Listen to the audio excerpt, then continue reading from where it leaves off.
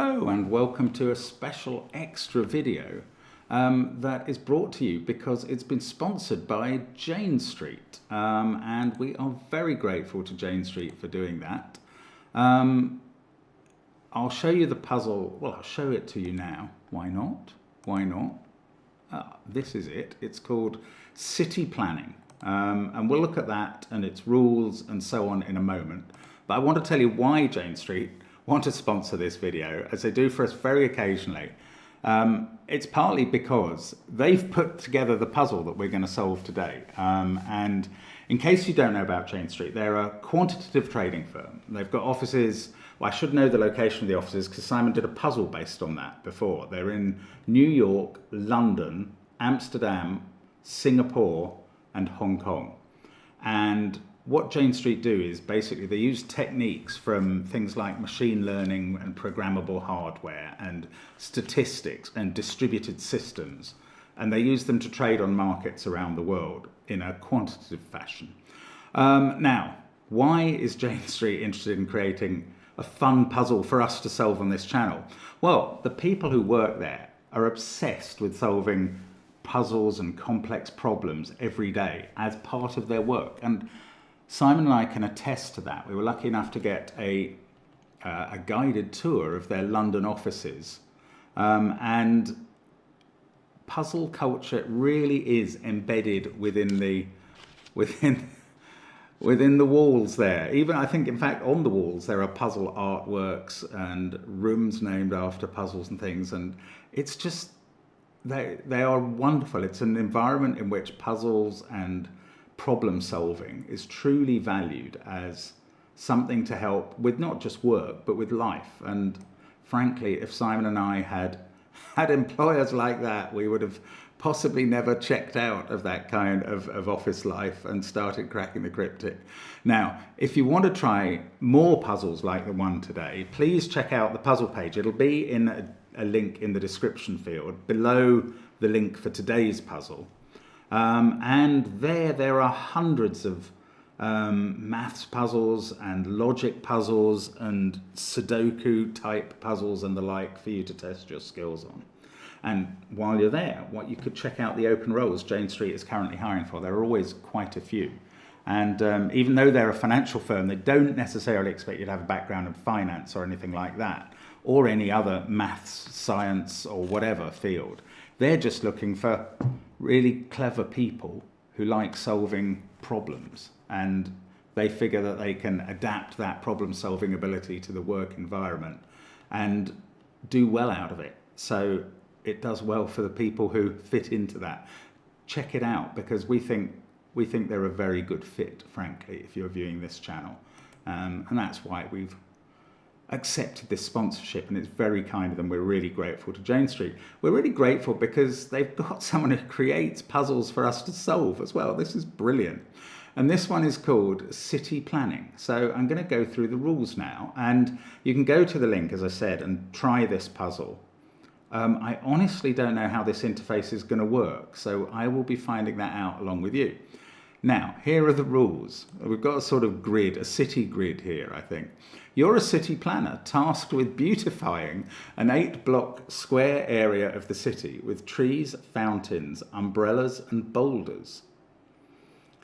Gosh, you have to place 8 of each of these features, trees, umbrellas, fountains, and boulders, into the city, so that each feature appears exactly once in each row and column of blocks. Well, that sounds familiar. That sounds Sudoku-y.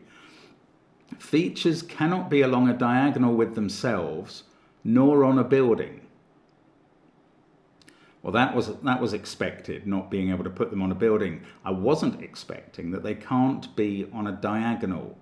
So this is like a queen Sudoku to me, where all of these 4 features cannot be on a diagonal with each other. Now, what I'm thinking here is that the best way to attack this might be by creating a version in our software so that I can color. Let me see if there's no pad here. What happens when I click? Oh, I see. Am I set on trees? Oh, okay. I can rotate through the 4 features and an X. Oh, there will be some empty cells in the puzzle and just back to blank. Okay, well, that's good. I'd be a bit surprised, given that I know Jane Street, if this didn't need colouring, and I might have to create the grid, and in which case I will just, well, you won't see a pause, but I will stop filming while I create a grid to do this in, and then come back. So, well, let's have a go at the puzzle just as it is. I can't restart a clock here, so I'm just going to say, let's get cracking. Now, the rules require one of each feature in every row, column, in every row and column, but never on the same diagonal of any kind as each other. Now, diagonals often, obviously, must count even if they run through city blocks. Look, I am going to create a grid in our software to use. So I will see you in a second. Okay, there we go.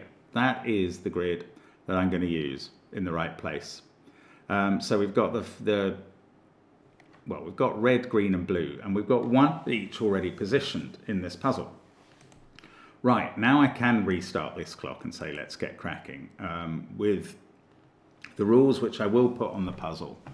And I'll find a way to put a solution into our version as well, just in case that helps you. But I will go back and enter a solution if I can find one into the Jane Street version. So, right, the rules are one of each colour and one of the 4th object in every row and every column, but never sharing a diagonal.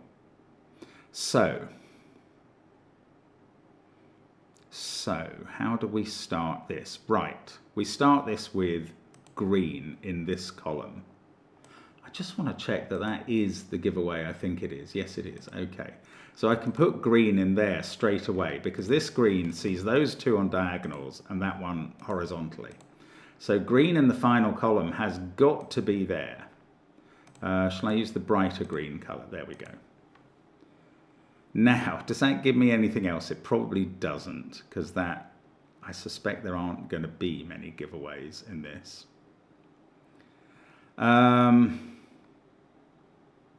Not really.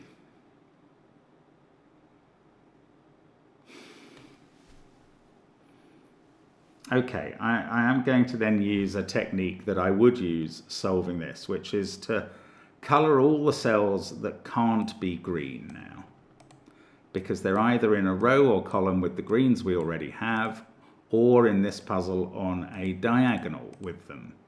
So that is going to eliminate all of these cells that I'm highlighting from consideration. So let's just make them yellow. And look, that reveals that in column 5, rather to my surprise, there are only 2 places for green. And they both see, for instance, this cell and this cell and this cell using their diagonal powers amongst other things. So I can yellow those now. Now I've only got 2 places in column 6. Now they would both have seen that, but that's already yellow.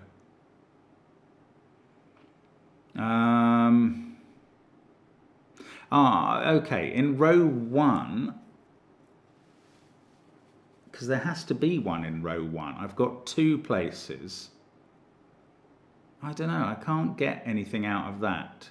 Okay, I can, yes, here's a good thing. In row 5, there are 2 possible locations for green, but wherever it is, that can't be green, because this sees it on the diagonal, and that sees it in the vertical. So that goes yellow. Now there's only 1 place in row 2, and this is how this puzzle works. It's very cleverly organised. So those go yellow as a result. I don't think any others do. Now there's only 1 place in row 3. Obviously it can't go in the same place as the fountain. So that's green, wrong green. That's the green in row 1. That's the green in row 7. I think we're finishing off the greens now. That one, and that's fine. Right, now let's get rid of all the yellow, because that did its job in helping us place all the greens. And that's a good start. Now, let's see what, well, I don't know which colour. Oh, and now I do know which colour to use, because red is ruled out of those cells in column 2. Now that that cell's gone, red has to be in one of those two. Now I've changed the way I'm doing this. That's foolish when I've just introduced you to a good way of doing it. Let's keep going with that way. So I'm going to colour the cells yellow that can't be red. Diagonal as well.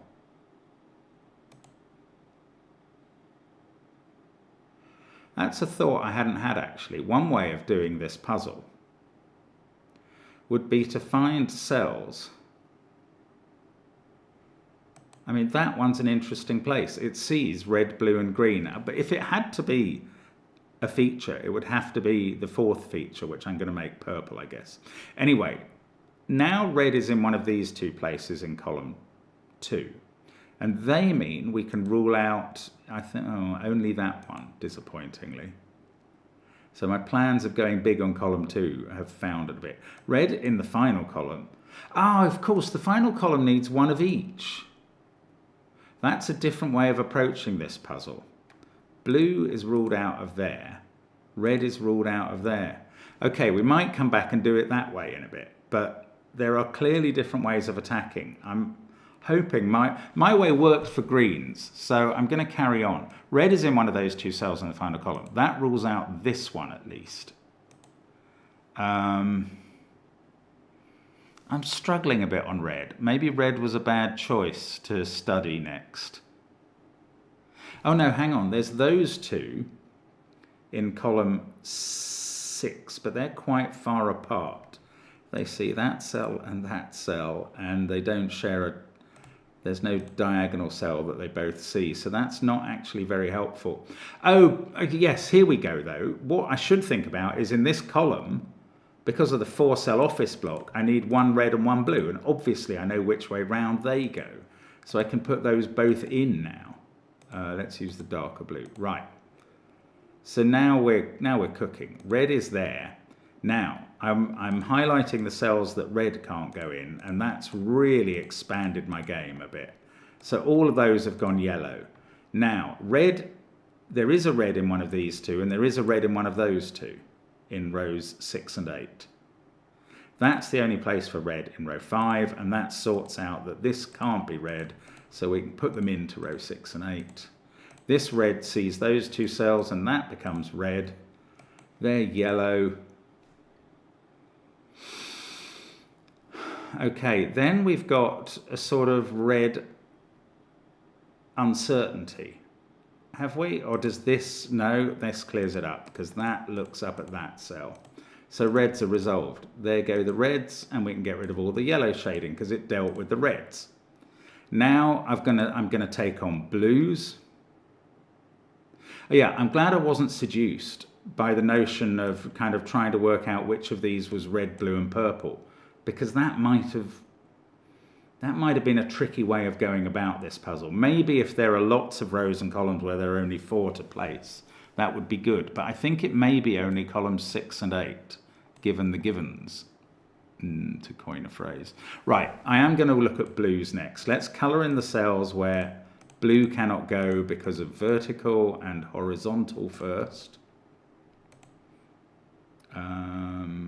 Yellow, of course, still my colour of refusal for some reason. Yellow there on the diagonal, yellow there on the diagonal. Right, where is blue going? One of these two cells, one of these two cells in column 7, 8. One of these two, that's good, in column 4. That rules out this one because they both see that, one on the diagonal. So I get to place the one in in column 2. That tells me that yellow in row 8. So I get to place the one in column 6. That sees that on the diagonal. Now we are just cruising along, with blues. That's out, so that's in, and that's in, and that's out. And there we go. That's all the blues done. So now we just need to do the other colour. Now that's got to be here in column 8, and it's got to be here in column 6. So we're going purple. That's ruled out all of those cells. So I am going to change the method now. Purple is in one of those two cells in column, whatever this is, column 7. They both see that cell. Okay, that doesn't really help. Maybe I shouldn't have changed the method at all. Or maybe purple's very difficult. Okay, I am not going to change the method after all. We will do some yellow colouring. And there's not much that we can do yet. Those ones from the positions that we already got. This one on the diagonal though hits there, so that's out. Now, these two both hit there, so that goes, and that's probably important. Now it's one of those two in column 5, and they rule out both of these cells because they see them both, which feels powerful.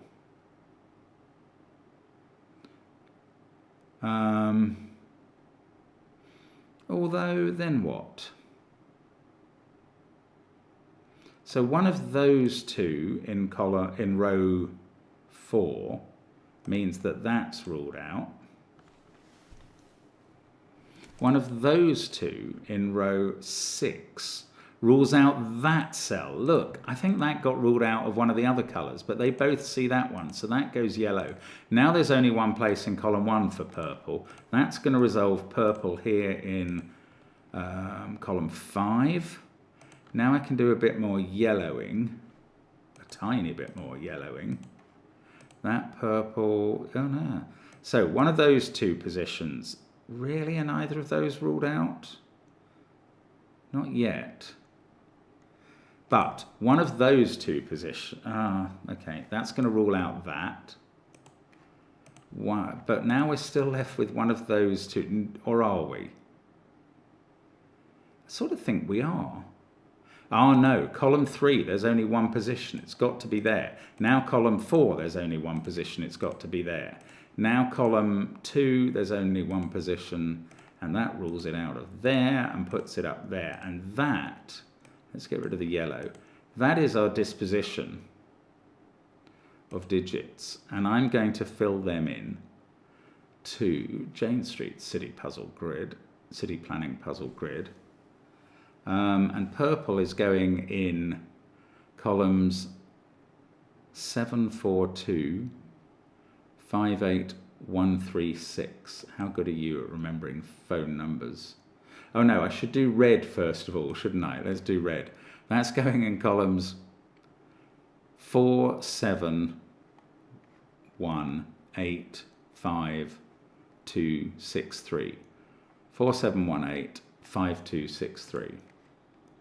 4, 7, 1, 8, 5, 2, 6, 3. There we go.